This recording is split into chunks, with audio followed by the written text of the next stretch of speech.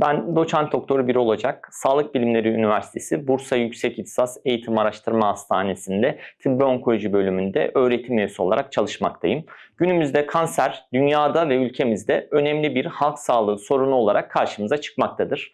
Erken tanı, doğru tedavi ve düzenli takiple birçok kanser türünde çok başarılı sonuçlar elde etmekteyiz. Kanserle mücadelede en etkili silahlarımızın başında erken tanı gelmektedir. Meme, kalın bağırsak ve rahim ağzı kanseri gibi kanser türlerinde tarama programları sayesinde hastalık henüz belirti vermeden bu hastalıklar saptanılabilmekte ve tedavi şansı önemli ölçüde artmaktadır. Bu nedenle vatandaşlarımızın düzenli sağlık kontrollerini ihmal etmemesi, vücutlarındaki değişiklikleri ciddiye alması büyük önem taşımaktadır.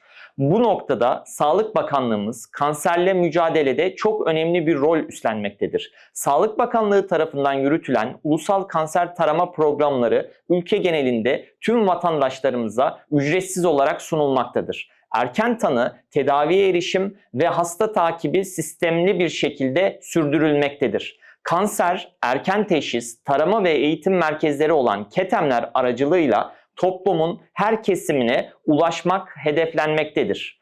Ayrıca kanserden korunmada sağlıklı yaşam alışkanlıkları da büyük önem taşır. Sigara ve tütün ürünlerinden uzak durmak, sağlıklı beslenmek, fiziksel olarak aktif olmak ve ideal kiloyu korumak kanser riskini azaltan temel faktörlerdir. Bu konuda toplum bilincinin arttırılması tüm hekimlerimizin ortak sorumluluğu altındadır. 4 Şubat Kanser Günü vesilesiyle bir kez daha vurgulamak isterim ki kanser kader değildir. Erken tanı, doğru bilgi ve güçlü bir sağlık sistemiyle kanserle mücadelede umut her zaman vardır. Kanserden korkmayın, geç kalmaktan korkun.